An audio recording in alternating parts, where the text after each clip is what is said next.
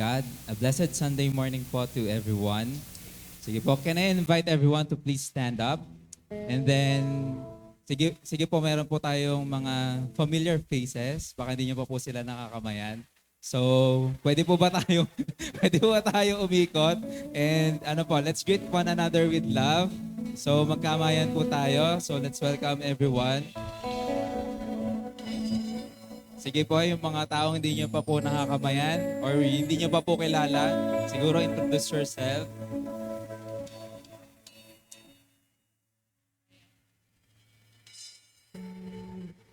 Yan, good morning po sa bawat isa. Eh,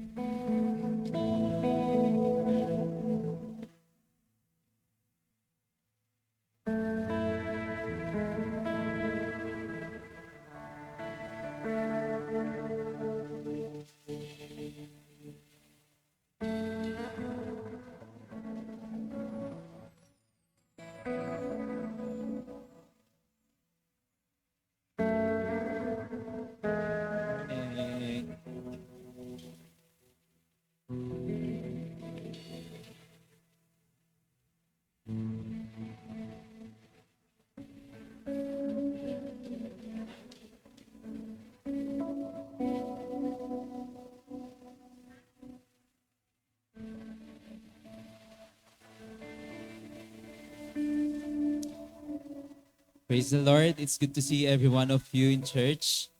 So, yan. Praise God. Dahil wala naman po akong nakitang sumimangot dun sa habang nakikipag. Pero it's good to see your smiles. So, ayan. Before we start our service, siguro, let's come to the Lord in prayer. And may I just ask everyone to please close their eyes.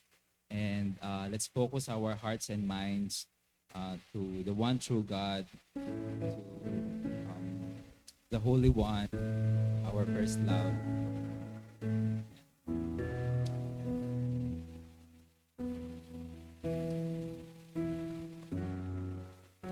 Sige po, let's pray.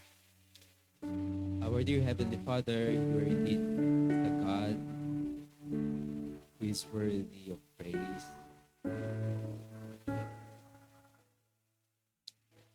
You are the King of Kings, the Lord of Lords, the God who sees us through, the God who protects us, the God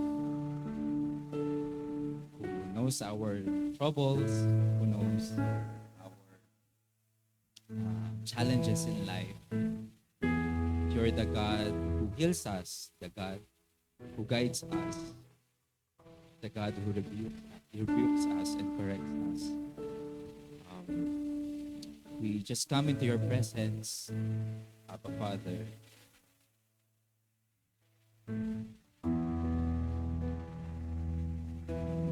We just ask, Lord, na patuloy niyo pong siya sa atin ng aming mga puso at isipan.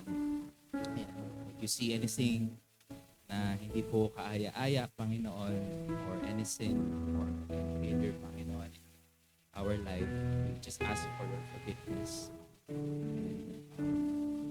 We just want to be repentant of those things, Lord God, at the times we fail or at the time na hindi po namin masusunod yung mga kagustuhan niyo po sa amin. We just ask for your forgiveness at this time, Father. And we just want to thank you, Lord God, for this grace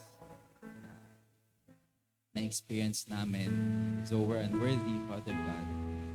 Still, you sent your Son, Jesus Christ, for us, to save us, to redeem us from sin. Salamat, Lord, dahil napaka-intentional mo, Panginoon. You took that initiative to save us, for us to be reconciled. Salamat, Lord, dahil from time again, patuloy niyong pinapakita sa amin na you're so loving, you're so gracious sa amin. Salamat, Lord, dahil ikaw ito, Panginoon, na gumagabay sa amin. Marami kaming pwedeng ipagpasalamat, God, throughout this week. we just thank you for all the challenges we have as well that we faced. At these moments, Lord, I pray na-encounter ka namin, Lord God, our challenges. Whether we walk in the hills or in the valleys, this is true, Father God. And I pray na yung pagsama mo, Panginoon, sa amin, patuloy namin makita, Lord God. And at this moment, God, patuloy niyo nga po kaming samahan.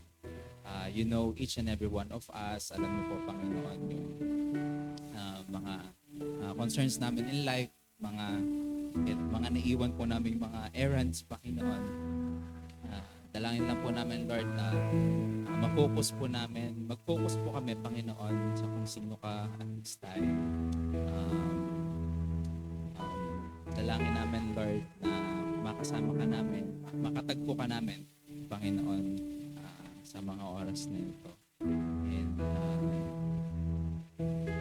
I pray na mag-alak ka, Panginoon, sa gagawin. And as one body in Christ, Lord God, may we be united in one spirit, worshiping you, glorifying you, giving you honor and praise. Yun lamang naman po, Panginoon, yung hangarin namin, that we may dwell in your house forever.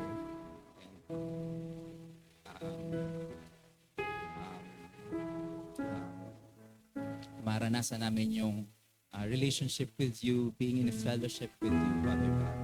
And may Jesus be seen, Panginoon, in our lives. Huwag po kami mahiya, Panginoon, kung ano pong ginawa niyo po sa aming mga buhay. Thank you, Father God, dahil yung cost, Panginoon, of that grace na pinakita niyo po to the cross, dahil hindi po biro. Salamat, God, dahil nakikita po namin ito. I pray, Lord God, na i-cherish po namin, God, yung love na binigay niyo po sa amin. And pray, Lord, na ikaw po ang malawalhati at maitaas. May your word continue to speak to us this day. And I pray for listening hearts and minds for each and every one of us. And dalangin ko lang, Lord, na hindi po ito babaglit, Panginoon. Let your word continue to may the Holy Spirit continue to testify these words in the hearts of each and every one of us, Father God. So be with us today, Lord God. We want to bless your name, and we want to be with you, Lord God. And may this house, this church, be a house of praise.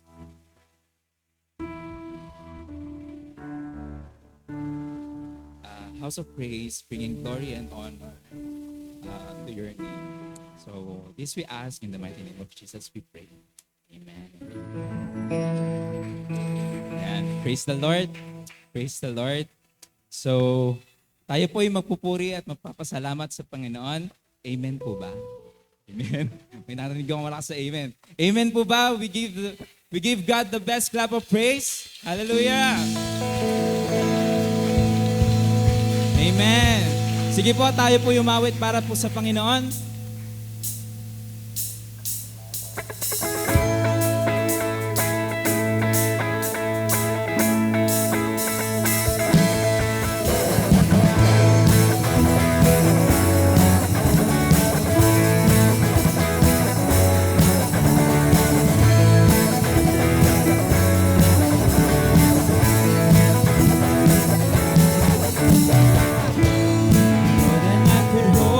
Dream of, you have put your favor on me.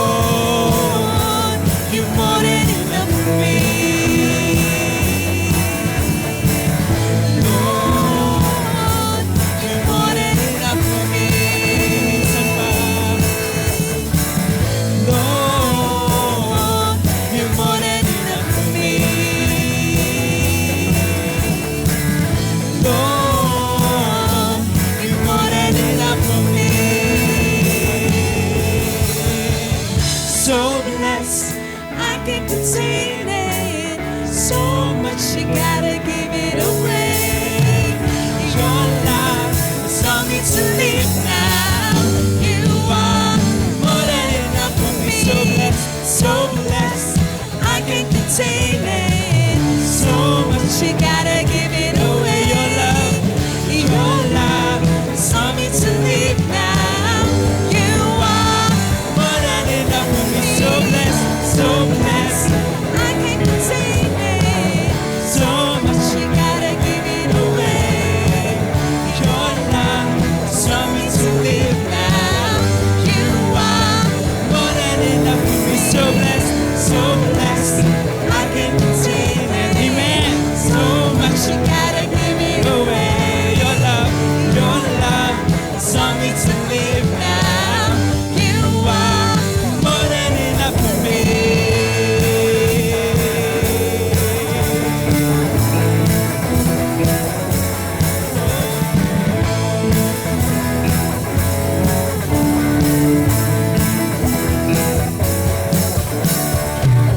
Amen. Can we give back the best clap of praise to God? Hallelujah, hallelujah.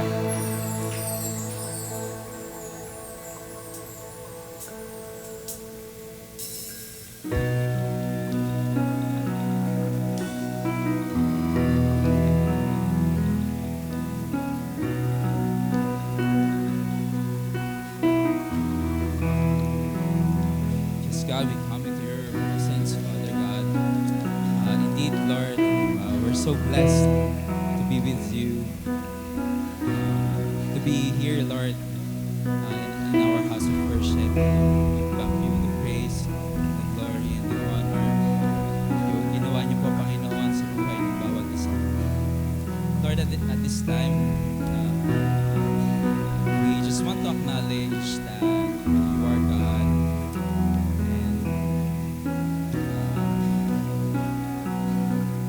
And I pray that we see, Lord God, who you are. Indeed, you're an unchangeable God. You are our friend.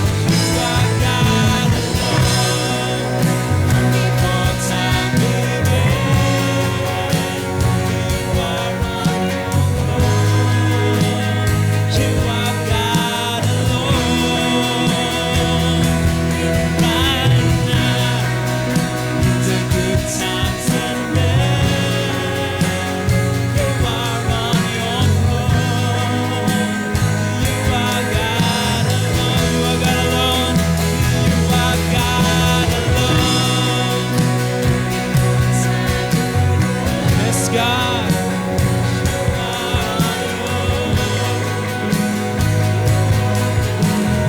Yes, Father, hear our praises right now.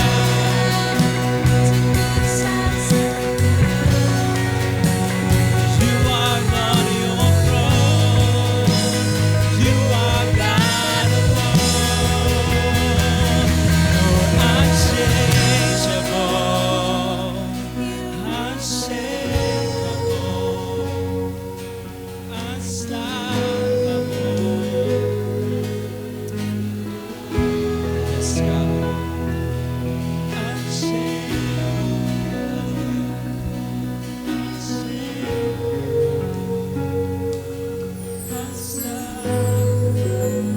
That's what you are. Unchangeable. You're unchangeable. Unshakable. Unstoppable. That's why you're unchangeable. You're unchangeable. You're unshakable.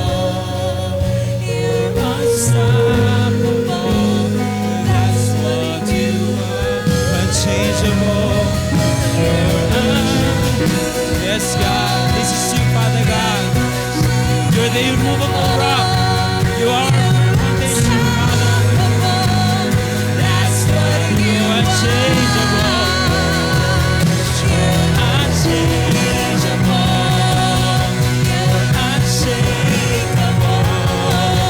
You're unstoppable. That's what you are. You are God alone. Before time began, you are on your throne. Let's change to worship God. Lift your voices to the one true God. We worship you, Father. You are the only true God. Hear our praises, Lord. Hallelujah. You are God alone. You are God alone. Before time began, you are on your throne. You are God alone. Right now, it's a good time. Yes, God. You are on your throne. You are God alone. Yes, you are God alone. From before time. Yes, God. You are on your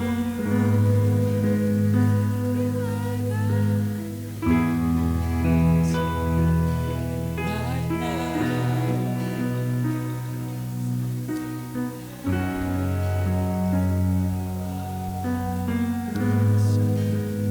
You are God alone. You are God alone. You are God. Yes, God.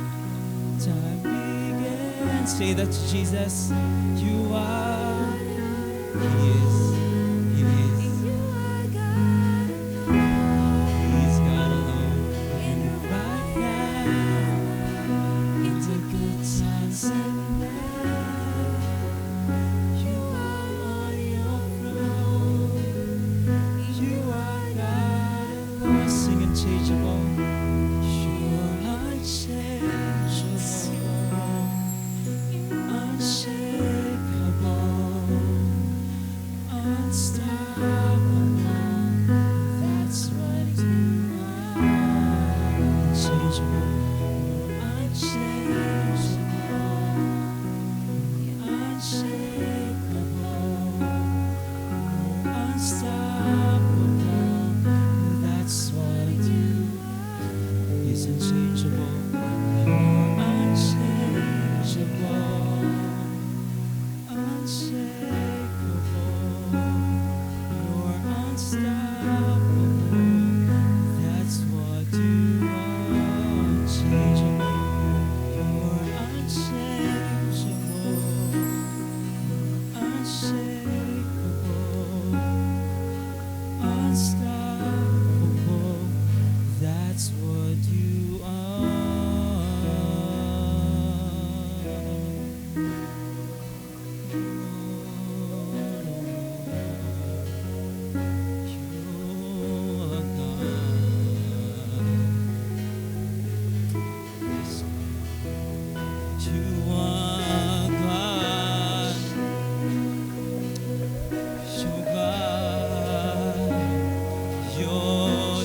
in the light.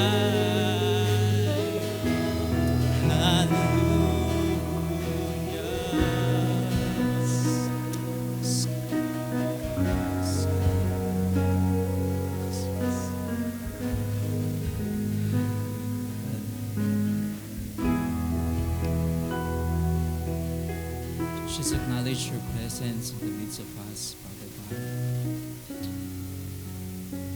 You're an amazing God. You're the only true God that we worship. Dalangin po namin, Panginoon, na naging isang aroma of worship yung aming pag-awit.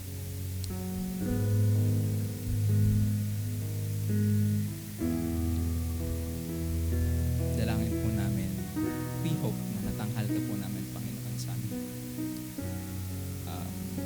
mga buhay. And at this time, Lord, help us to focus on your word. Maybe be in a posture of receiving from you at this time. And we know that you're going to do amazing things in our lives today. So, glorified and be honored in our life. May you meet us today, Father God. At ito po ang aming samot na langin sa pangalan ni Jesus. Amen.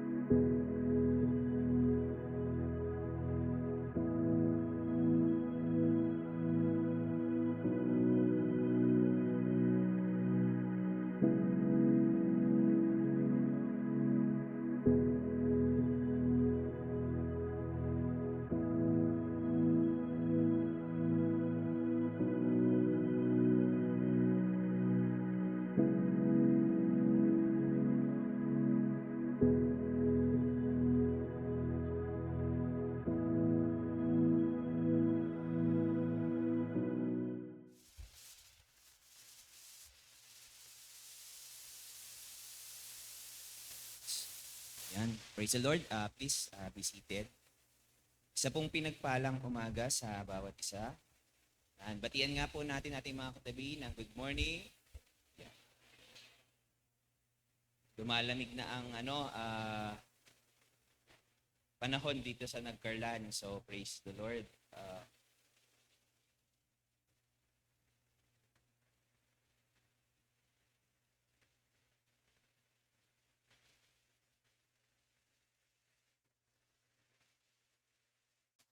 Alright, so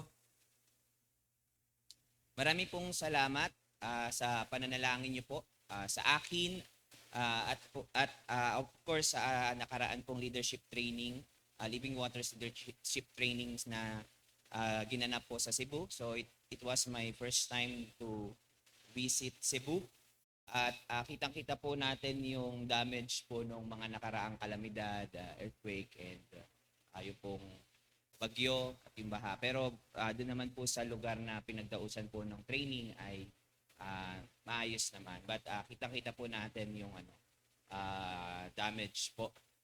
So marami pong salamat. So handa na po ba kayo sa ating mahaba-habang mainit-init pa ang usapan. Ang pag-uusapan kasi about relationship. So sabi ko yung cross current pala is superficial pa lang. So let's pray na by next year we could run 15 to 20 weeks dito sa church natin, who knows. But let's pray. One of my, actually two topics na paborito ko ay about holy fear in the bride, which is the church. So, and let me start ito pong mensahe with this statement na galing po doon sa topic ng holy fear. Sabi dito, healing without holiness is incomplete. Ulitin ko, healing without holiness is incomplete.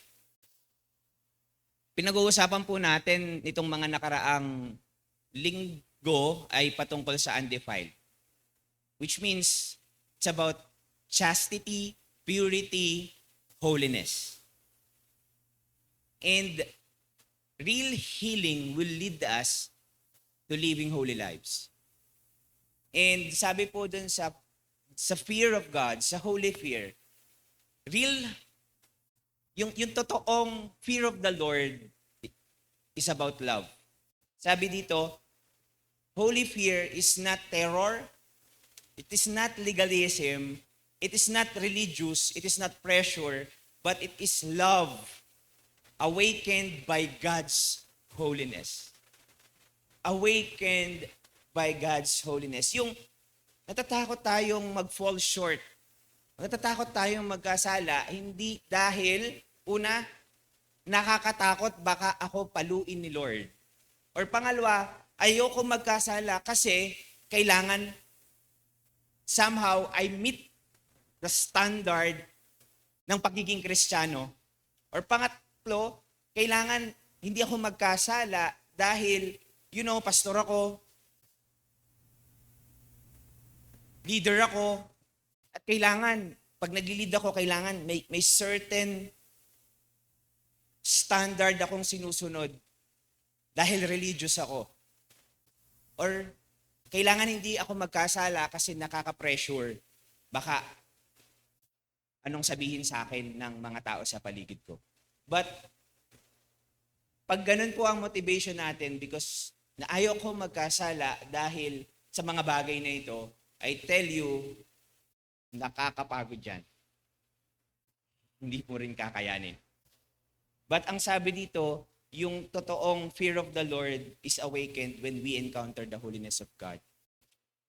The fear of the Lord means I actually have the power in my sin to lose intimacy with Jesus. Nakuha ko to, ito'y quotation from the founder of Living Waters, but nirephrase ko, let me simplify. Sabi dito, to fear the Lord is to understand that my sin cost me closeness with Jesus. Yung natatakot ako dahil ayokong mawala yung fellowship ko with Jesus Christ. I remember ito pong past 2 weeks, hindi po ako sanay na umaalis po si Ninya sa bahay. Siya sanay na akong umaalis. But yung nagdavaw sila, actually, yung nung June, I think, nung anong tawag doon? Leadership, cell leaders, parang ICLS, okay. Matagal-tagal din yun. So, tapos nagdavaw siya. And when because I am alone and I am somehow at times my insecurity and my loneliness triggers me to, lalo na pag may social media and then may mga sexy images na lalabas, and then you're tempted to entertain that temptation. But holy fear is about, no, I don't want to do this. Not because it is sinful. Not just because it is sinful, but because it will cost me my intimacy with my wife and my Lord.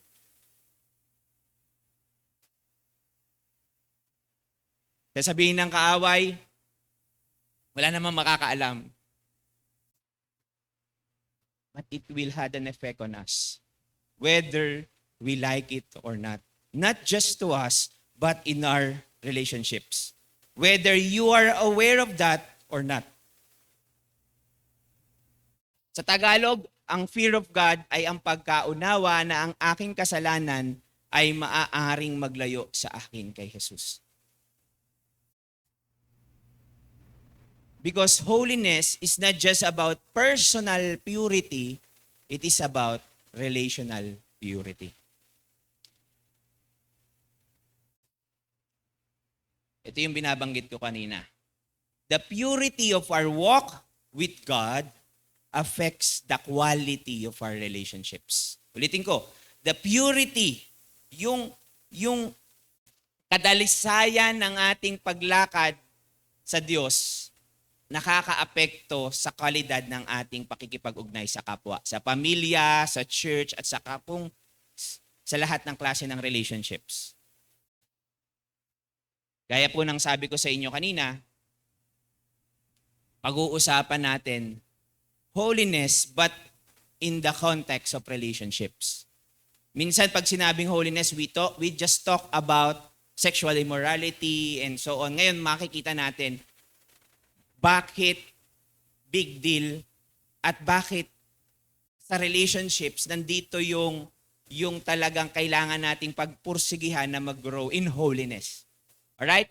So, bilang paggalang sa salita ng Panginoon, maaaring ang bawat isa ay tumayo at bumasa tayo sa Hebrews chapter 12 verses 14 to 17. Sabi dito, make every effort to live in peace with everyone and to be holy. Without holiness, no one will see the Lord. See to it that no one falls short of the grace of God and that no bitter root grows up to cause trouble and defile many. See that no one is sexually immoral or is godless like Esau.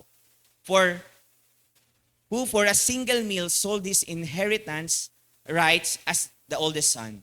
Afterward, as you know, when he wanted to inherit this blessing, he was rejected. Even though he sought the blessing with tears, he could not change what he has done. Sa Tagalog, basahin po natin. Pagsikapan ninyong mamuhay ng may mabuting relasyon sa lahat ng tao at magpakabanal kayo. Sapagkat kung hindi banal ang pamumuhay nyo, hindi nyo makikita ang Panginoon. Ingatan ninyo na walang sino man sa inyo ang tatalikod sa biyaya ng Diyos at huwag ninyong hayaang umiral ang samaan ng loob sa inyo at marami ang madamay.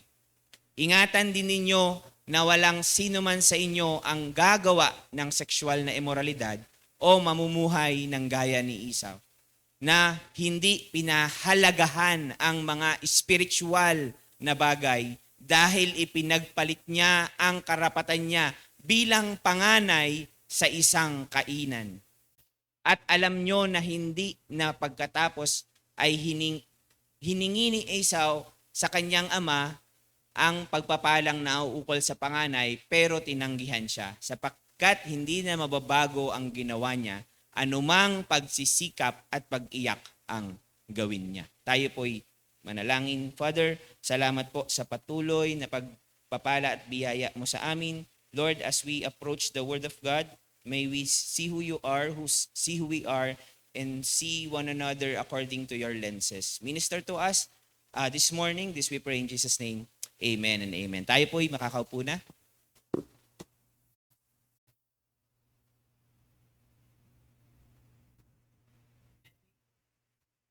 Let me start with this with this topic. Nung pong kami po ay nasa Korea, meron po akong napansin, actually yung mga kasama kong pastor, habang naglalakad sa park or sa streets, napansin namin na napakaganda ng mga playground. Maraming mga playground everywhere, kung saan mang kanto, ganyan. Pero isipin nyo playground po ng aso. Hindi playground ng tao. Nakakalungkot nga kasi maganda dalhin sana dito sa yung quality ng playground sa mga lugar, mga aso, para sa aso. Tapos I remember, I don't know if it was missionary Tony who told us na almost every home sa Korea ay may aso. Or every lalo na young generation may aso.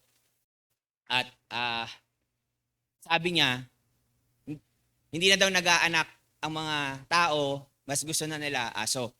So, habang nagpe-prepare po ako ng message, ay nag-try ako mag-search.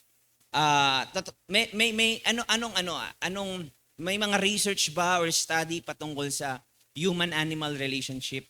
So, may mga ilan po akong nakita sa European Psychologist or Ethologist study sa, hindi ko pa alam kung paano ipopronounce, pero Eötvös Loránd University, sabi dito, nag-publish sila ng analyzing dog ownership and declining birth rates. They found out that 16% of dog owners consider their dogs to be their children. 16% dun sa mga na interview nila. So according to them, some people may fulfill their nurturing drive. Yung tayo kasi meron tayong natural na nurturing drive yung term dito, yung bang nagki-care. Natural meron tayo dyan. Tapos na-fulfill yun because it is less demanding than raising human children. Although, again, hindi absolute itong study dahil portions lang yung mga ilang ini-interview. So, may nasabi din nila doon sa kanilang research, only minority o maliit na porsyento lang actually treat dogs like human.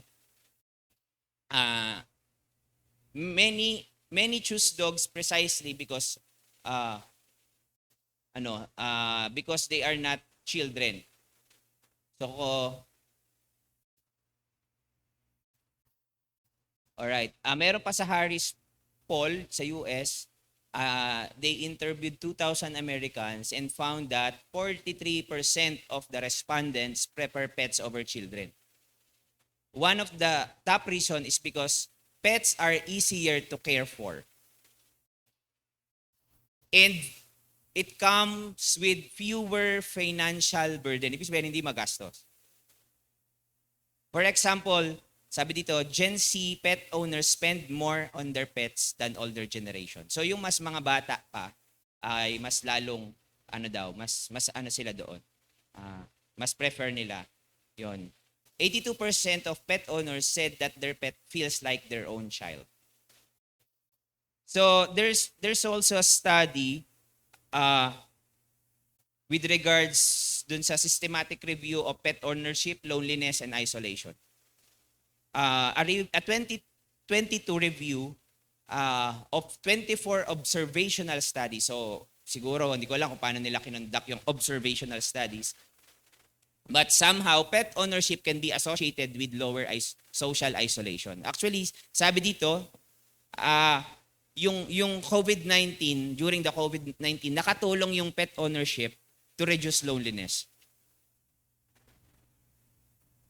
Kaya lang, meron din dun sa more recent studies na 193 participants, they look at what they call interpersonal substitution. They substitute yung dimension of pet attachment, relying on pets in place of people. Ibig sabihin, we substitute our pets in replacement of human connections. A study in Liverpool Law Review on a relational provision found that some people get into pet ownership because they feel negative relational experiences in human relationship, like conflict, lack of closeness, and so on.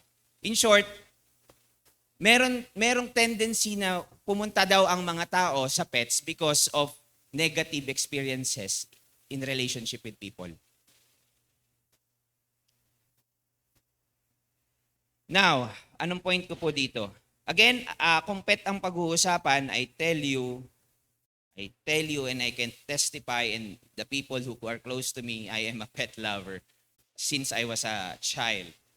So, halos lahat na alagaan ko yung mga nasa pet shop.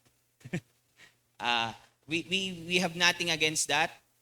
We are called to steward animals, but they are not gods. Now, pets should never replace people. Pag-uusapan kasi natin relationship, so I'm just making an introduction. And let's set that tone to putting relationship in a different perspective. Human relationships. So God's design is for us to love people, build relationships, and pursue community. But how about we as disciples of Christ? How do we see this as people who follow Christ and being part of finishing the Great Commission? The mission of Jesus gave us the command to make disciple, and disciple making requires human connections. We are ambassadors to people. So, if someone puts more emotional energy into pets than people, we are drifting away from the mission. If we invest all our affection, time, and emotional energy, and even our resources to pets instead of the relationship, instead of yung relationship natin sa Panginoon, and instead of God using us for ministry, now we misplace our priorities.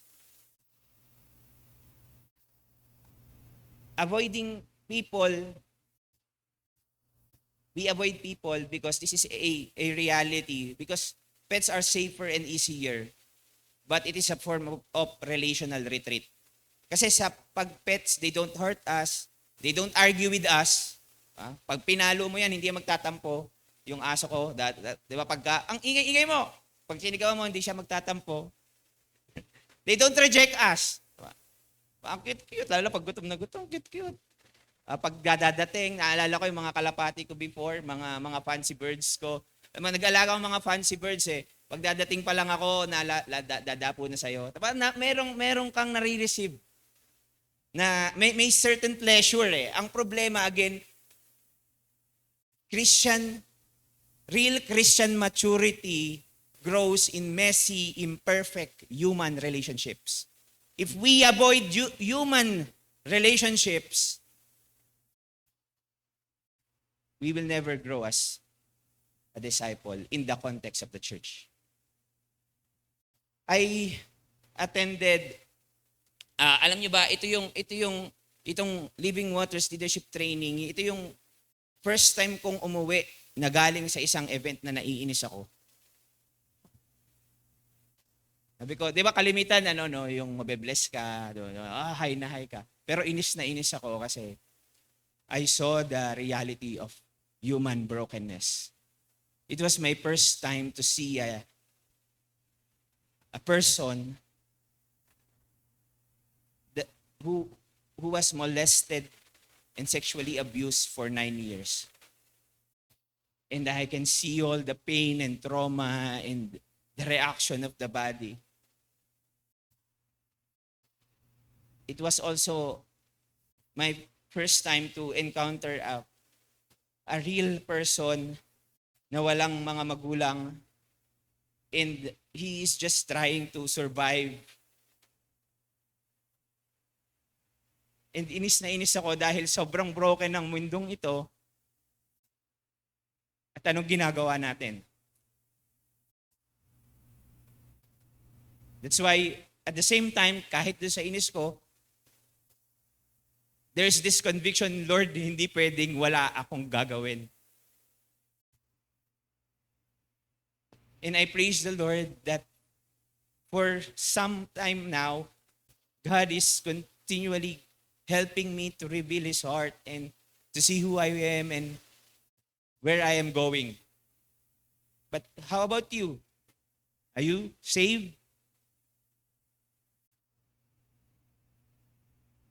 What are you doing with the salvation that you have received? Now let's go back doon sa ating text. Hebrews 12:14 to 15 talks about human relationships. And to better understand its context, yung Hebrew ay isinulat sa mga believers na discouraged, pressured, tempted to drift away or to go back to the old habits. At yung author, lagi niyang, throughout the book, lagi siyang nagwa-warn na wag kayong mag-drift o wag kayong tumalikod, wag niyong i-harden yung heart nyo, don't fall away, stay faithful together as a community. So, the immediate context of Hebrews 12, nag-start ang Hebrews 12 with the calling for us to run the race with endurance, diba? Sabi nga doon, since we are surrounded with a great cloud of witnesses, therefore let us run the race that was set before us, laying down every weight and every sin that easily entangles us. And then, as we read from verses 11 to 14, nakita natin doon na ang Diyos dinidisiplina niya ang kanyang mga anak para sa purpose of bringing us into holiness. And yung verses 12 to 17, ito po yung ating titingnan, ina-urge tayo ng Word of God to strengthen one another and to guard our relationship and community life. So, bakit po nagmamatter itong topic natin ngayon? Churches are often destroyed not by external attacks, but by internal defilement. Let me explain a little further.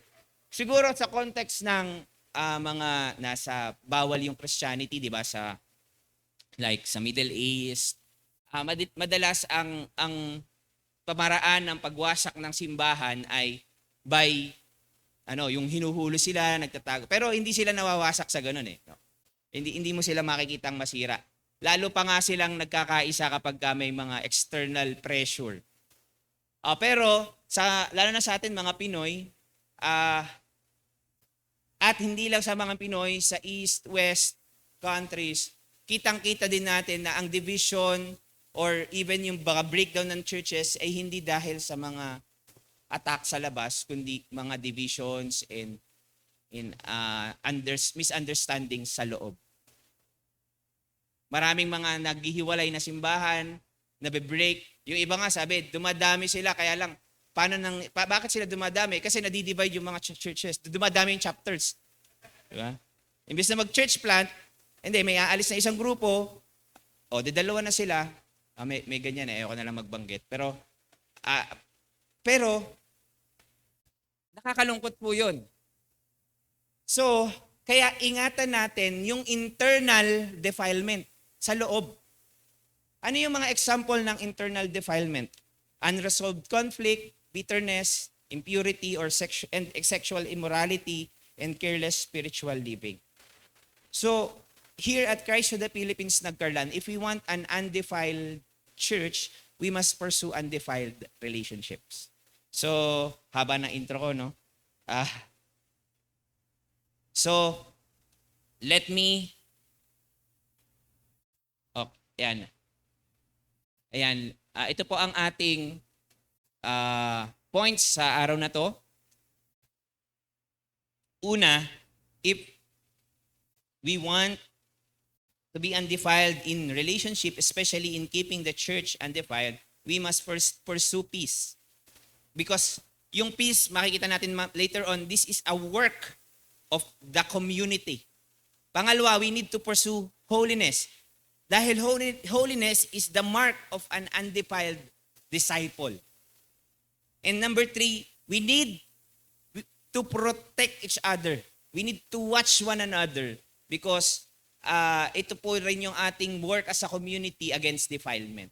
So, una, we need to pursue peace. So, ang sabi dun sa text na binasa natin, strive for peace with everyone. Dun sa translation na binasa ko kanina, make every effort to live in peace.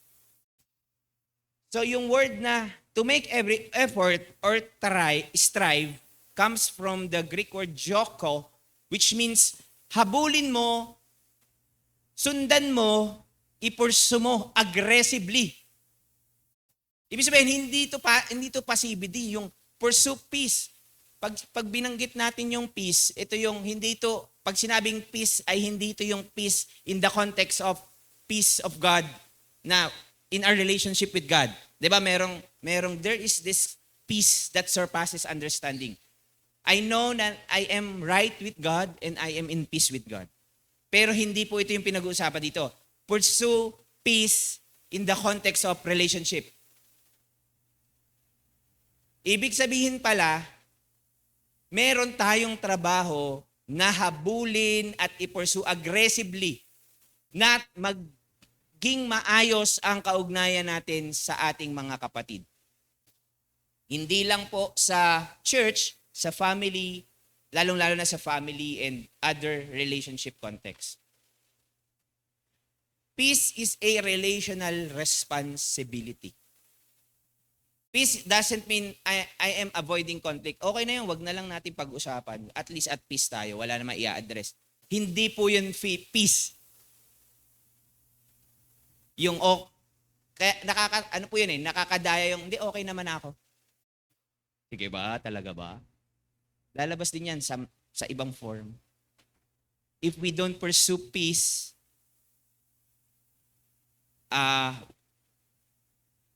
meron tong connection doon sa growing in holiness.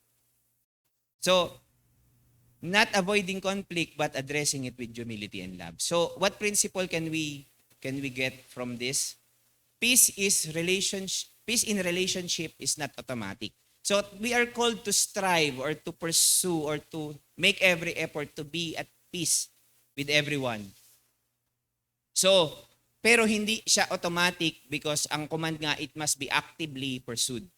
Sabi ko nga, isang di ba, ewan ko po sa ano nyo, sa D-group nyo, di ba, mayroon tayong mga relationship goals. At tuwa ako dun sa ilan na talagang intentional sila na ito, magiging close ako sa kapatid kong ito, bla bla bla bla bla. Diba? Ako po, ako sa misis ko pa rin yung aking yung aking pong goal talaga. So, may improvement. Sabihin ko sa inyo, nag-uusap kami, kailan ba, this year, ilang beses tayo nagkaroon ng big fight? Ang kinakount namin yung big. O kasi may mga little na, ano naman, minimal. Pero yung big fights. Kasi dati, araw-araw, big fight eh. So, monthly, quarterly, hanggang sa nababawasan na. And last year's, in-evaluate namin, we had a big fight 2 beses last year. 2 beses. Ngayon, hindi pa rin kami perfect, pero isa na lang. Nag-improve. Pero hindi pa tapos yung taon. What I mean is, pursuing yung intimacy in relationships requires intentionality. Hindi siya nangyayari ng tsambahan. So, the absence of conflict is not real peace, but reconciled heart. So every time na may mga kailangan talaga dapat i-address, real peace comes in. Real peace comes in. So application, initiate reconciliation with someone you are avoiding. One practice, alam niyo po, one practice na ginagawa ko, though hindi ko naman siya ginagawa every Sunday, is that pag maaga-aga ang dating ko, kakamayan ko lahat ng nandito. And then I will smile. Try nyo, isa-isa. Tapos may mararamdaman ba kayong negative energy ba? Hindi, kayo lang nakakaalam nun. But try nyo lang. Initiate reconciliation with someone you are avoiding. Number 2, stop gossip and negative talk before it spreads. Practice gentle speech, empathy, and listening. So ask yourself, am I contributing to unity or tension? Am I, kumbaga, in the context of our relationship, am I a vessel of love, reconciliation, unity, or ako yung nagbibigay din ng tension? Naalala ko, di ba, 2 weeks ago, di ba, may in-example ako si Kuya Mark at si Kuya Samuel. Si Kuya Samuel. Yun. Si Kuya Samuel, di ba, parang meron siyang, ang example ko, hindi ko malimutan, ay masama loob niya kasi, mas gwapo daw kasi siya kaysa sa akin. So, kaya ibinubulong niya kay Kuya Mark, hindi naman gwapo yan si Kuya RJ. Pero may pinanggagalingan pala siya. Tuloy natin yung kwento, no? Problema, may dala-dala siyang ganun. Kasi, nagsasabi niya kay Kuya Ogie, hindi gwapo yan si Kuya RJ. Tapos, yung isa meron din palang, si Kuya Mark, innocent lang siya, wala lang. Pero may defilement na nalagay. Ay, hindi ko alam. Medyo concerned din pala si Kuya Ogie. Kasi, gwapong-gwapo din siya sa sarili niya. Hindi niya kayang matanggap na mas gwapo ako sa kanya. Ganon. Oo nga, gwapo niyan. Hindi yan gwapo, ang itim pa. Parang ganon. Dinagdagan na. Tapos, kwento, kung saan-saan na napunta yung kwento. Tapos, merong isang, nag-grow and mature in Christ, si Daniel yun. Tapos, nakwentuhan ni Kuya Samuel. Tapos, same. Ay, sabi ni Kuya Daniel, uy, bakit mo naman, pinsang ko yan. Hindi, sabi niya, Brad, baka kailangan mong kausapin si Kuya RJ patungkol dyan kasi mukhang may something dyan sa sinasabi mo. Tapos, biglang na-convict si Kuya Samuel, ay, oo nga, parang mali nga to. Yung spiritual conversation can turn negativity into something positive. And maaaring gamitin si Kuya Daniel, oo nga, kausapin. Bakit mo kasi binabanggit yan? Tapos naalala ni Kuya, oo, kasi pala nung isang beses dumalaw si Kuya RJ sa bahay. Ang sabi niya, pagkagising ko, parang hindi daw ako gwapo. Parang ganun. So, yung pala yung pinanggagalingan niya. Baka kausapin mo, baka naman ganyan. Sige nga, nagkausap na kami. Kuya, mayroon akong nabanggit, ganto, ganyan. Ay, hindi. Ang pagkakaalam ko, ang sinabi ko sa'yo, parang masama ang gising mo. Hindi ko sinabing hindi ka gwapo. Ay, ganun po ba? Naku, sige po, sorry po. Reconciliation happens when we talk about it. At kung totoo man na sinabi ko yon, I can ask forgiveness. Dahil bale mo, hindi ko naman talaga, parang sa akin, wala lang yun. But ang problema, defilement happens when we entertain something na hindi sa Panginoon. So, ang problema, paano niya babalikan yung mga pinagsasabihan niya? If we want to keep the church clean, kailangan niyo silang puntahan isa-isa. Paano pag sinabi ni Kuya Samuel, paano lahat na ng miyembro ng CTTP nagkarlan na pagsabihan ko? Wala pong joke. You need to step up front and confess publicly. It will make the church undefiled if you do that. It's not weakness na umamin na ako'y nagkamali at tayo nagpo-fall short. It's not weakness. It is strength. And we will get better in relationships when we do that. So, okay, point number 2, we need to pursue holiness.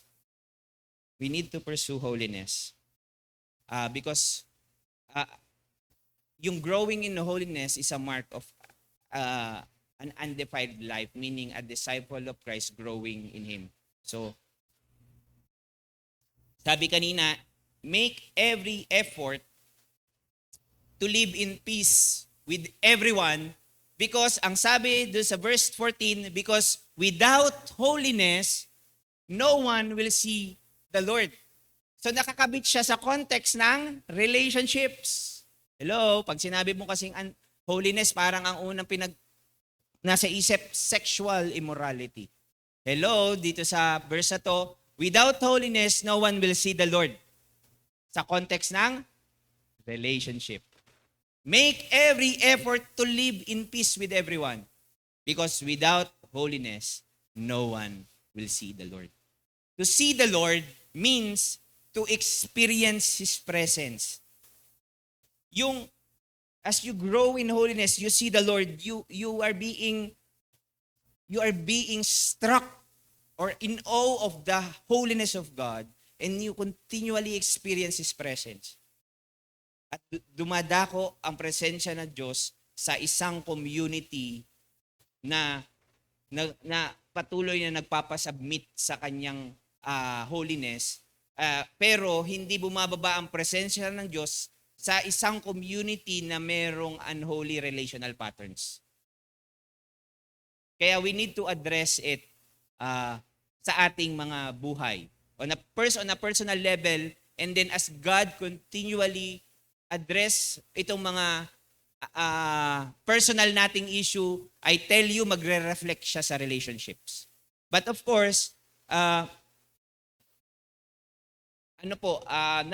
napakalaki kasi ng role ng holiness in terms of doon po sa how we relate with one another. Akala natin pag sinabing holiness, yun nga, yung mga grievous sin, corruption and all.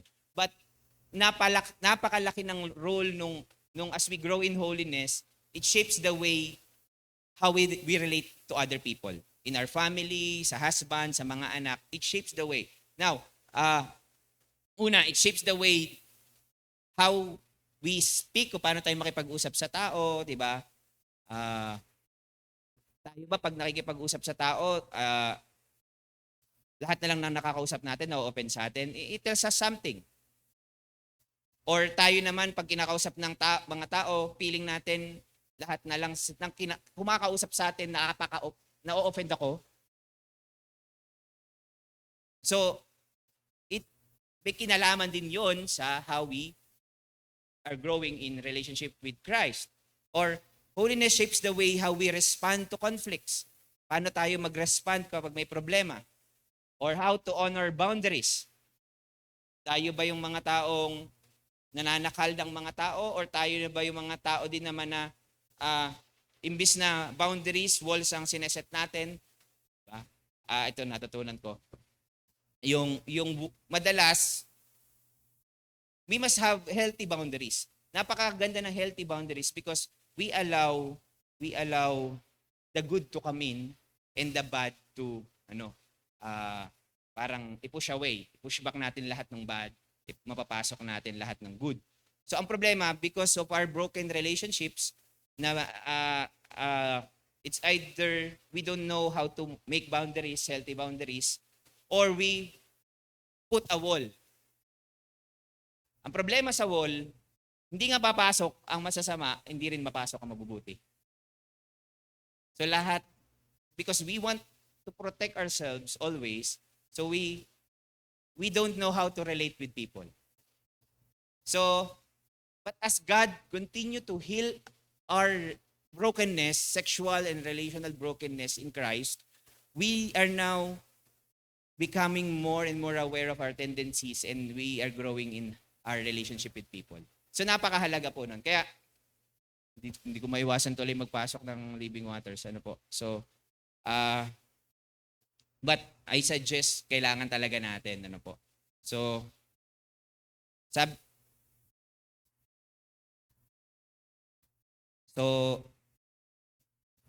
build trust, yan, mga may trust issue. So, many churches are defiled not by false doctrines but by unholy relationships. Maraming mga simbahan, maayos naman ang doktrina, pero hindi maayos ang kaugnayan. Ang sabi ng Panginoon, the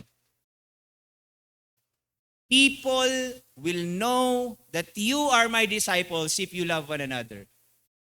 That's the best witness na pwede nating ipakita sa mundo. Not how right we are.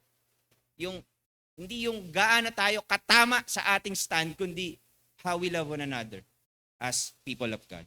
So, ano yung mga unholy relational patterns or unholy relationship?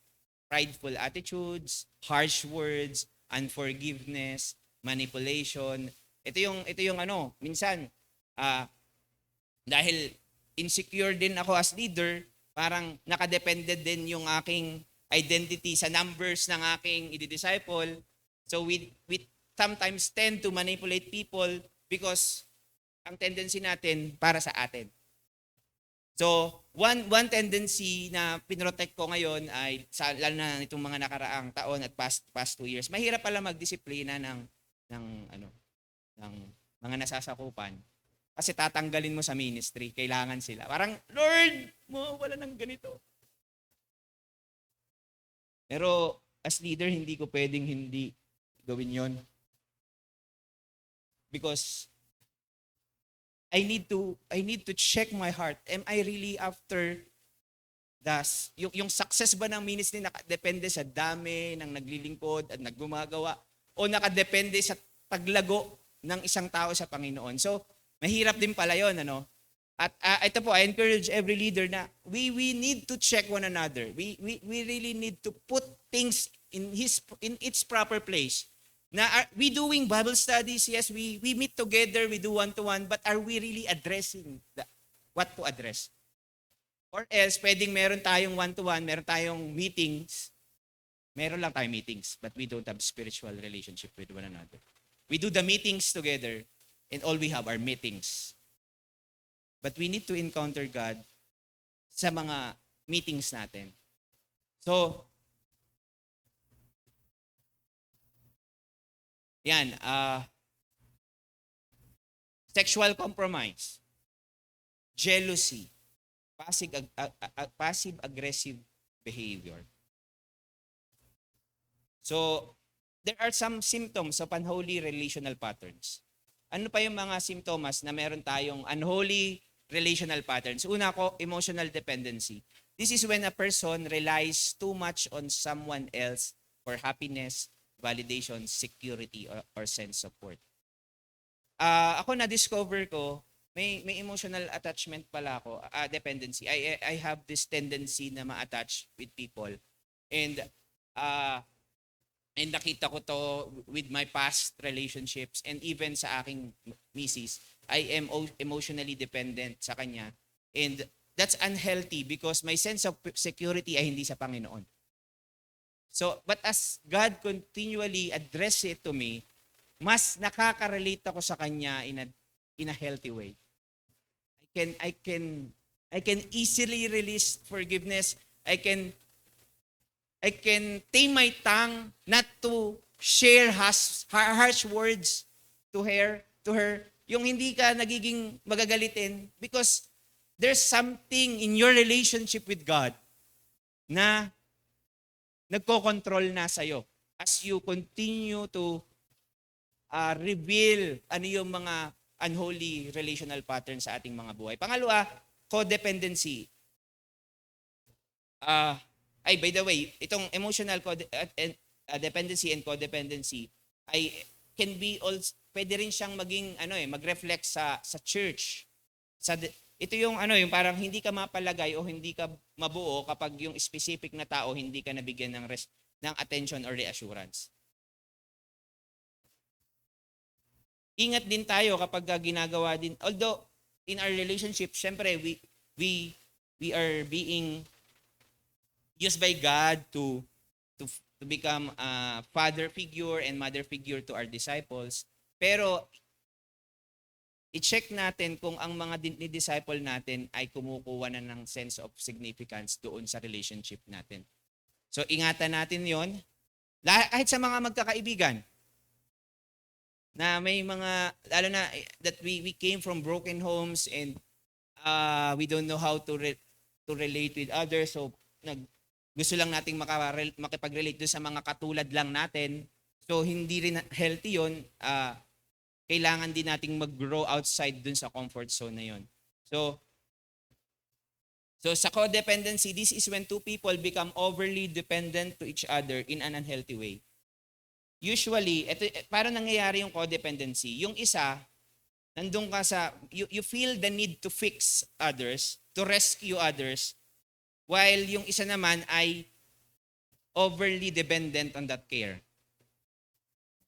Ako nga, umiiral na naman yung pagiging yung aking hero, messianic tendency ko nung nandun ako dun sa Living Waters kasi yung ka-roommate ko nag-share. Sabi ko, dahil yung sa sobrang ko, parang gusto ko nang kunin ba? Gusto mo nang ampunin ba? Parang gano'n. Pero Lord, I'm not God. I need to set boundaries to myself. So, yan. So kaya papansin nyo, kunyari may isang leader na umalis, mga emotionally attached at dependent yung mga disciple niya doon sa leader na yon. Pag wala na yung leader, wala na rin lahat. So that's a common pattern kapag hindi tayo nakapag-disciple ng naaayon sa Espiritu ng Panginoon. Self-reliance, ayan. Ito yung ito yung i-check natin sa ating relational patterns. Are we more on refusing help? Hindi pa tayo nagpapakorek? That's a relational brokenness, unholy pattern siya na yung kaya ko naman. Pag hindi ko na kaya, saka ako mag-share. So, yan, self-reliance. People-pleasing tendencies, very explanatory. Yung fear of being alone and emptiness, and then sexual brokenness, that it's hard for us to see people yung merong pure eyes and mind. Yung hirap na tayo to relate with opposite sex because we see other to satisfy our lust. So that's symptoms of unholy relational patterns. So, relationships becomes undefiled when its people treat one another in the ways that reflect the character of God. O ang isang relasyon ay nagiging dalisay kapag ang bawat isa sa atin ay kumikilos at nagmamahalan ayon sa halimbawa at puso ng Diyos. Amen? Amen? So, holiness is proven in relationships. Ulitin ko, holiness is proven in relationships. Akala natin, hindi na ako nangangalunya, hindi ako nagnanakaw, hindi ako corrupt. Pero makikita pa rin natin yung ating paglago sa kabanalan sa context ng relationships. Yung pride, yung self-reliance, and other tendencies na pinag-usapan natin kanina. So practice holiness with your mouth. This is our application. Practice holiness in your emotions. So let's tame our tongue, yung mga salita na hindi nagpuput down ng tao. And also yung harsh words, 'di ba? Practice holiness with emotions, 'di ba? Control anger, jealousy, resentment. In our decisions, let's avoid emotional or romantic entanglements that are unwise. Practice holiness in conflicts. Choose forgiveness over retaliation, humility over pride. And practice holiness in accountability. Invite correction, confess to one another, and help one another grow. Dito pala natin mapapractice yung ating holiness, growing in holiness. So let's reflect. Do my relationships, isipin po natin, kamusta yung relationship ko with my family, nagre-reflect ba yung holiness ni Jesus Christ? In my relational lifestyle, how I relate with people, nagkikip ba ito, nakakatulong ba ito para maging undefiled ang church o ako pa yung nakaka-defile? So you ask yourself.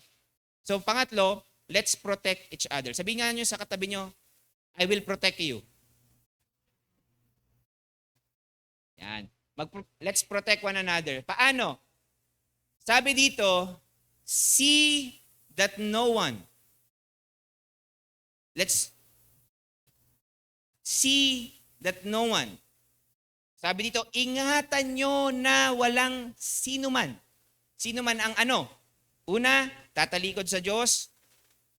Pangalawa, walang sino man ang gagawa ng sexual na immoralidad.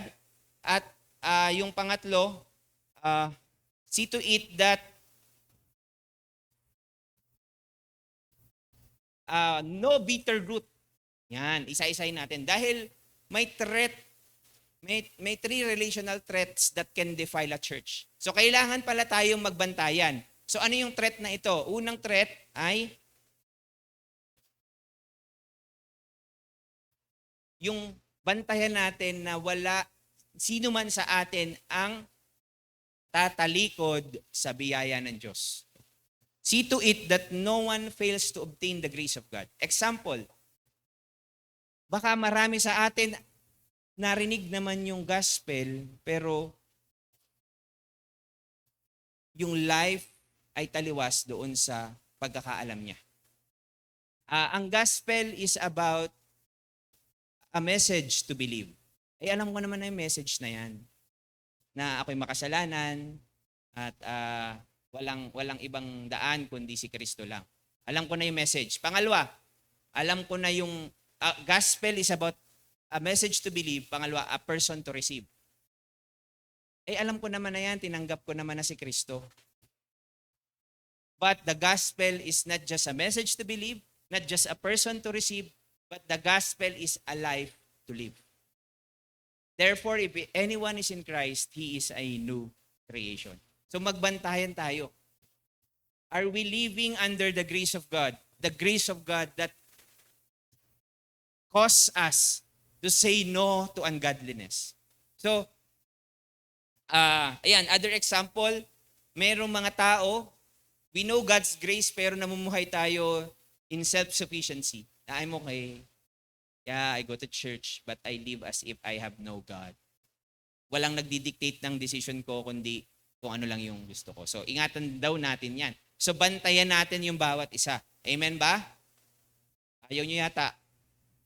Madaling magbantay ng hayop no? Sabi nga daw ng Ngayon daw ay, di ba ang aso, kinukuha natin, nag-aalaga tayo para bantayan yung bahay. Ngayon daw, hindi na tayo makaalis kasi walang magbabantay sa aso.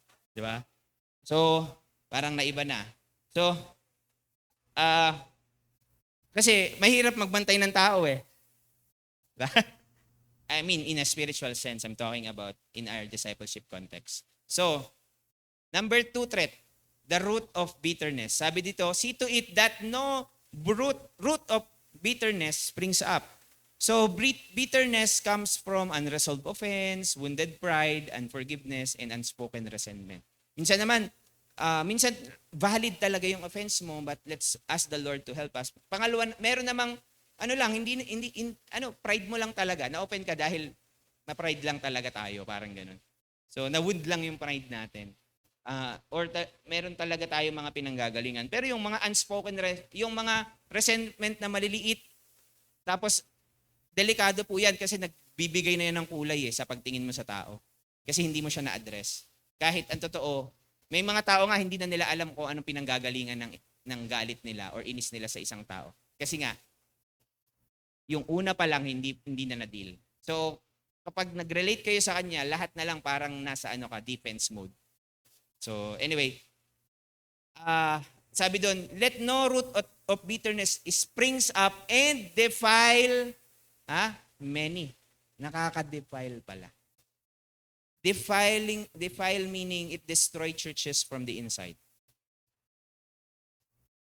So, number 3, threat. Immorality and godlessness. See to it that no one is sexually immoral or unholy like Esau. So, ano po nitong context nito? Si Esau kasi, pinagpalit niya yung yung birthright niya bilang isang panganay for temporary satisfaction sa isang sopas or pagkain. So, bakit anong nito? How big deal it is? Minsan ako hanggang ngayon nahihirapan pa rin akong unawain kasi nandoon sa context kasi siya ng ancient times. But one thing is for sure that you chose to replace what is eternal doon sa mga bagay na temporary lang. You chose to replace God's promises with what is pleasing to you right now. So, kumbaga, crucial kasi yung birthright automatic yun birthright. It is a covenantal relationship with God. Dahil sa gutom niya, kailangan, okay, ibibigay ko na lang sa iba, basta pakainin mo lang ako. Parang tiningnan mo as something cheap yung merong eternal na value. Yung salvation natin, it is something eternal. Ang relationship natin with God is so valuable na hindi mo siya pwedeng basta ipagpalit. Though it's hard to follow Christ, but it is also hard not to follow Christ. Now, let's pipiliin natin kung ano yun. So, ang problema dito, kagaya ng nangyari kay Esau, kahit gusto niya ibalik, hindi na pwede. So, let's look at this. Bitterness, sexual immorality, and spiritual carelessness can defile both the person, ako mismo, at ang church or ang relationship ko nasaan ako. So, let's remember the cost.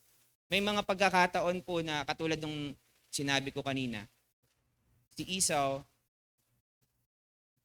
kahit gusto niyang ibalik, he sought the blessing with tears, pero hindi na niya pwedeng ibalik yung consequence. Ito mga kapatid, I just want to tell you this. Yes, kahit ano pa pong mga kasalanan na gawa natin, kaya tayong patawarin ng Diyos. Just confess your sins, real confession, real repentance, with godly sorrow. God will cleanse us from all our defilements. But let's be sabi natin, ito na yung alalahanin natin ito at mag-prepare tayo. Let's be prepared. Dahil merong mga earthly consequences na hindi na pwedeng ibalik because of our sin. Ako, honestly, may mga regrets pa rin ako na dahil sa aking mga naging kasalanan. But praise the Lord that God continually reminding me na I am not my past. I am who He says I am. But right now, as we pursue Christ, let's be mindful na all our actions, all our sins have a consequence. Kahit yung maliliit na chismis, kahit yung mga lumulusot na bitterness na narinig ng ibang tao, meron siyang consequence. At may mga consequences na hindi na ganun kabilis i-repair at meron ng hindi na-repair. So, in conclusion, to be undefiled in relationship and keep the church undefiled, The Hebrews 12:14-17 calls us to pursue peace. Let's heal and guard our relationships. Number 2, pursue holiness. Personal purity strengthens the whole body. And let's protect each other. Watch for grace, bitterness, and impurity. So becoming undefiled is a community journey. Ito yung maganda. Sabihin natin sa ating mga katabi, kailangan kita. Kailangan. Parang paiba na yun ah. Ibig sabihin, hindi natin kayang maging pure nang wala ang church.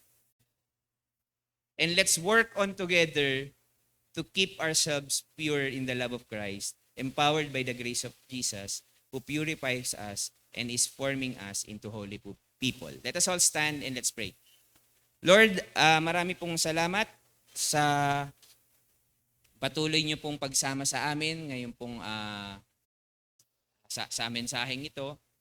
Lord, we acknowledge that we fall short of what it really means to love one another. And marahil, God, we are guilty of unforgiveness. Maybe we are guilty of other relational pattern. Maybe we are guilty of lust and sexual immorality. Lord, right now we come to you. We want to be pure sa harapan mo. And we confess our sins. And help us, God, na ma-restore, Lord, yung mga broken patterns in our lives.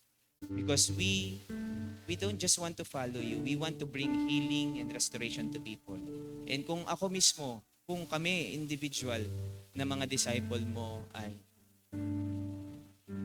hindi namumuhay in accordance doon sa holiness mo, Lord, it's impossible for us to help others. That's why, Lord, work deeply in us so that you can use us. We become a broken vessel so that you can work deeply through us. There are so many people who are broken in this world. Lord, right now, naalala ko, God, mayroon daw mga kabataan na hinahanap from isang school. Nawawala sila, pero yung pala naglayas. Lord, I just want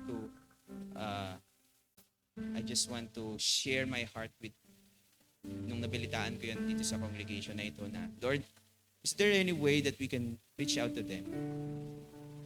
Is there any way that we can reach out to those broken people na sometimes we reject because of their actions? Lord, use our church to become a vessel of your grace and mercy to the broken people, because we know that we were once broken, but you fixed us, you helped us, you saved us. Lord, we cannot keep it to ourselves. Kaya God, use us mightily, use this church na we may have messy relationships, but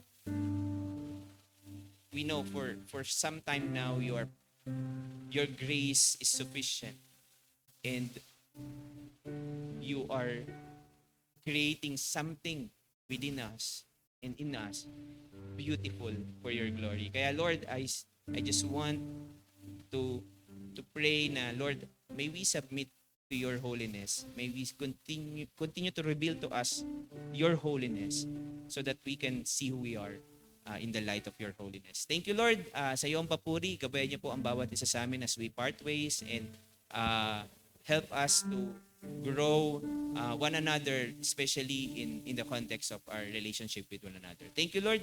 Sa iyo po ang papuri. May the love of God the Father and the grace of our Lord Jesus Christ and the fellowship of the Holy Spirit be with us all.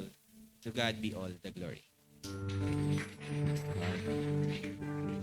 Let's continue to remain standing.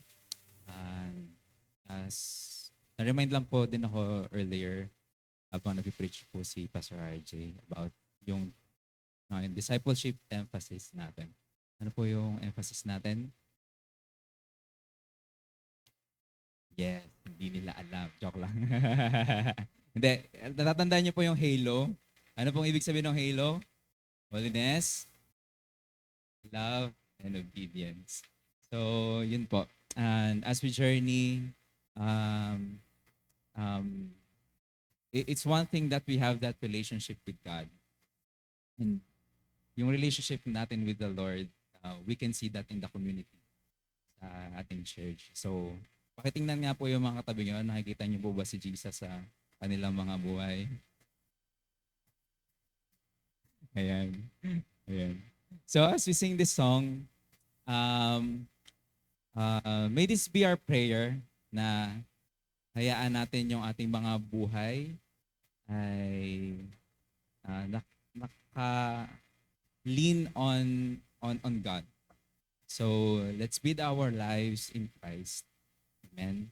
So let's sing the song.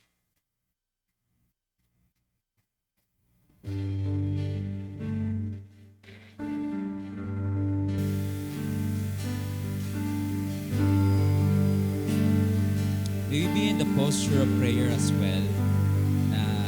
As we sing the lyrics of this song, we commune with the Lord. Parang, God, you're worthy of everything. You're worthy of all things. And I want to build my life in you because I love you, Lord. And I want to be holy in your sight. And may God enable us as we sing this song. Amen.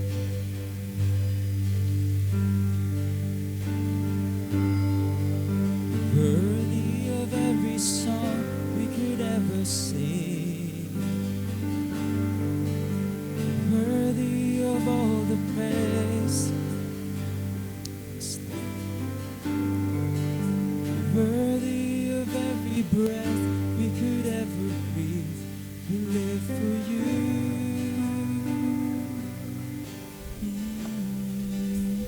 Sing Jesus.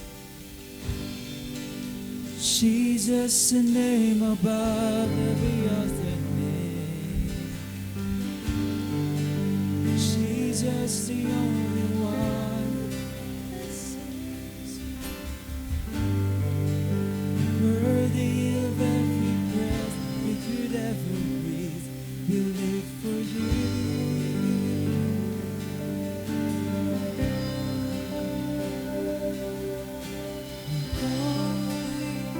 There is no one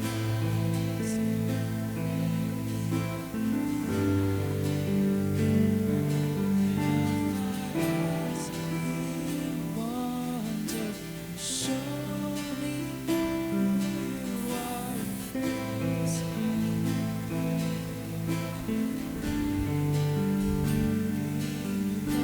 To those around me.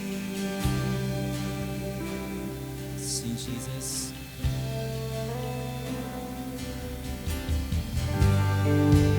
Jesus, the name above every other name.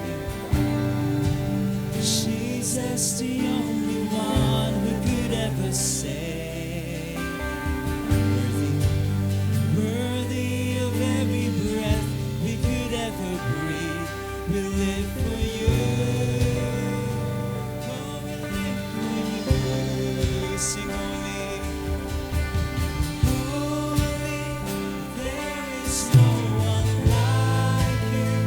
There is none beside you. Open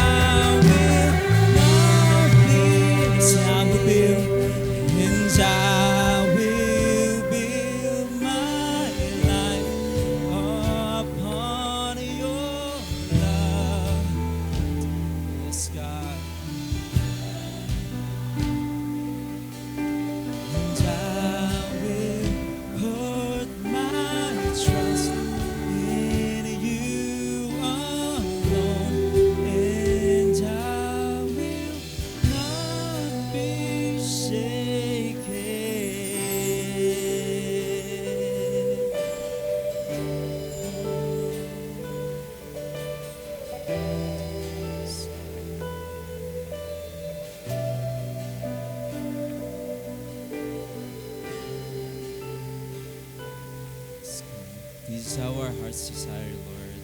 If it's you.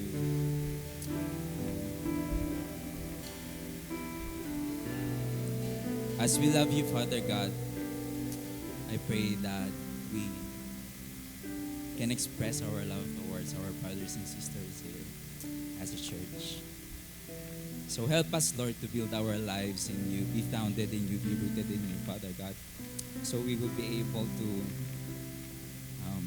help one another, encourage one another in love, and to keep every one of us accountable to one another. Lord, thank you so much for your love, and we're always in awe of your presence.